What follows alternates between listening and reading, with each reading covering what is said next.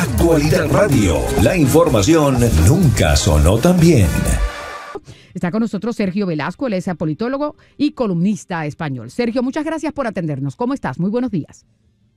Muchísimas gracias por invitarme, un placer estar con vosotros. Encájanos todo esto que está pasando de la seguridad de Europa, de lo que está pasando con Alemania y hacia dónde se está girando el viejo continente con todo esto.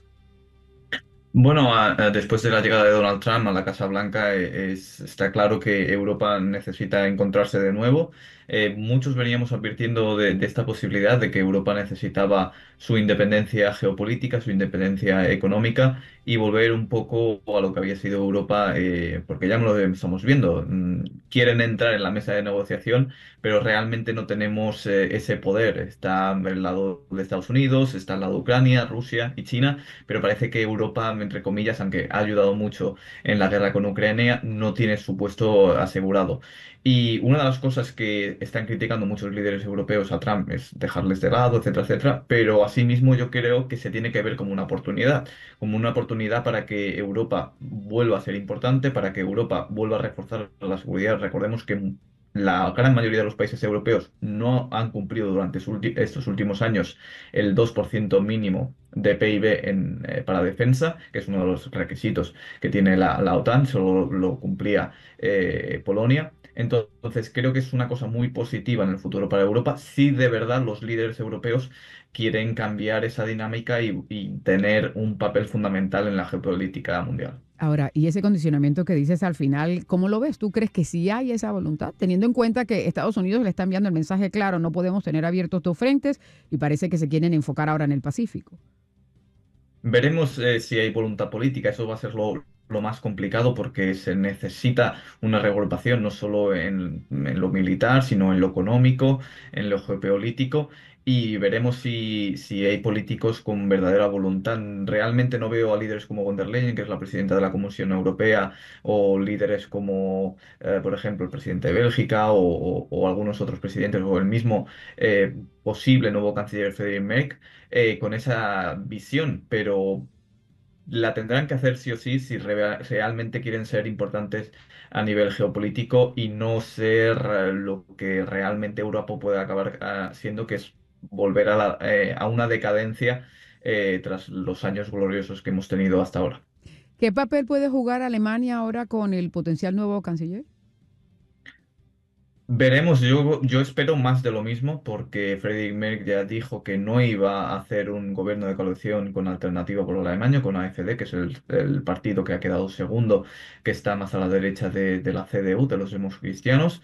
Ha dicho un no total, sigue ese cordón sanitario a Alternativa por Alemania y seguramente vayan a hacer un gobierno de coalición con los socialdemócratas de Scholz, el anterior canciller, lo que necesitarían seguramente a los verdes para esa coalición, porque ambos partidos, la gran coalición que se le llama allí en Alemania, no tendrían los números. Recordemos que la mayoría absoluta está en 316 y se quedarían en unos 300, así que necesitarían sí o sí el apoyo de los verdes.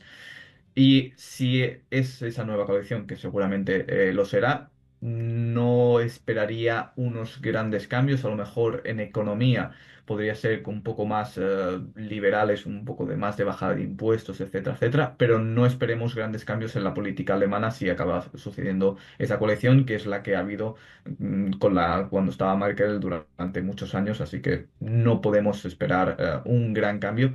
A no ser que saltase la sorpresa y se echaran a los brazos de Alternativa por Alemania, que eso sería el escenario más difícil. Ahora, ¿cómo visualiza entonces en Europa el fin de la guerra esta entre Rusia y Ucrania, la invasión de Rusia en Ucrania, teniendo en cuenta lo que se está negociando por parte de Estados Unidos? Bueno, Europa también quiere el fin de la guerra. Es cierto que hay muchos políticos que están reticentes con que ni Europa ni Ucrania hayan estado de momento en las mesas de negociación. Lo ven de hecho como una falta de respeto. Muchos incluso ya están acusando a Donald Trump de ser pro-Putin o estar con Rusia. Pero muchos otros sí que es verdad que buscan ese fin de la guerra con una posible solución diplomática y veremos, pero lo que más se busca, sobre todo desde Europa, es que haya con la solución diplomática una garantía de que Ucrania no pueda volver a tener este ataque en un futuro, ya sea con tropas europeas en suelo ucraniano, ya sea con una garantización por parte de Estados Unidos, que seguramente no la haya, pero con algo plausible y pragmático que de verdad le dé esa seguridad a Ucrania de, bueno, pues hacemos esas concesiones, damos lo del tema de los materiales a Estados Unidos, no entramos en la OTAN, pero que haya algo, una garantía real para que en el futuro no vuelva a ocurrir. Y yo creo que ese es el máximo objetivo tanto de Ucrania como de Europa, porque realmente ya están viendo que si Estados Unidos no está ahí, quien se tendría que encargar de un posible nuevo ataque serían solamente ellos. Así que ese es el objetivo prioritario o máxima prioridad para Europa. ¿Cómo ves la visita de Macron aquí a los Estados Unidos y el encuentro con Donald Trump? Bueno, ha sido muy positivo, ha habido mucha tensión en estas últimas semanas tras las palabras desafortunadas de Donald Trump sobre Zelensky y hemos visto como líderes europeos incluso han atacado a Donald Trump por estas palabras. Entonces yo creo que ha sido algo muy positivo que un líder europeo como Emmanuel Macron, Francia, que sigue siendo uno de los países más importantes en Europa, haya visitado al presidente de Estados Unidos. Hemos visto una buena sintonía, como tú comentabas recientemente, incluso ha habido bromas dentro de esa conferencia de prensa. Así que yo creo que es muy positivo de que haya podido haber un líder europeo en Estados Unidos. Seguramente tengamos también una visita próxima de Giorgia Meloni, la primera ministra de Italia en Estados Unidos.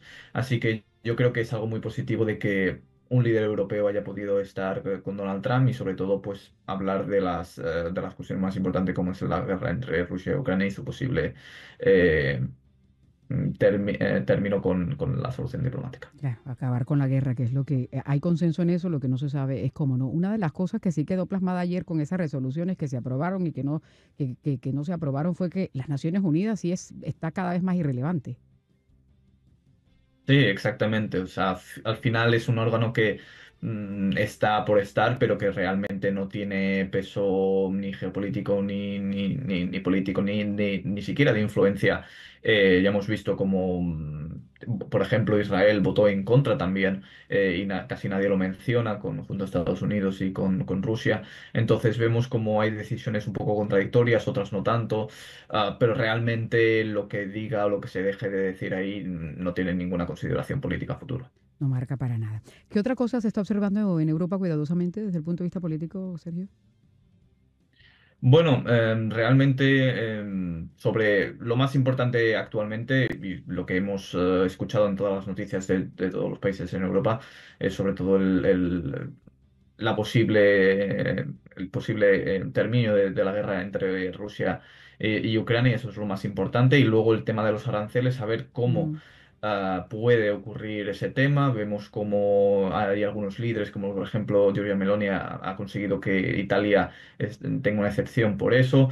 Veremos que los líderes conservadores van a ser muy importantes sobre esto. Vemos también que líderes socialistas o que previamente han criticado a Donald Trump, como por ejemplo nuestro presidente del gobierno, Pedro Sánchez, van a ser los que más pueden salir perjudicados con los nuevos aranceles y veremos cómo van la Comisión Europea y el Parlamento Europeo a intentar negociar con Donald Trump sobre los posibles aranceles o que no haya aranceles y tener eso. Pero esas son las dos grandes cuestiones, sobre todo que obviamente nosotros tenemos nuestros propios problemas internos, como el tema de la inmigración, etcétera, etcétera.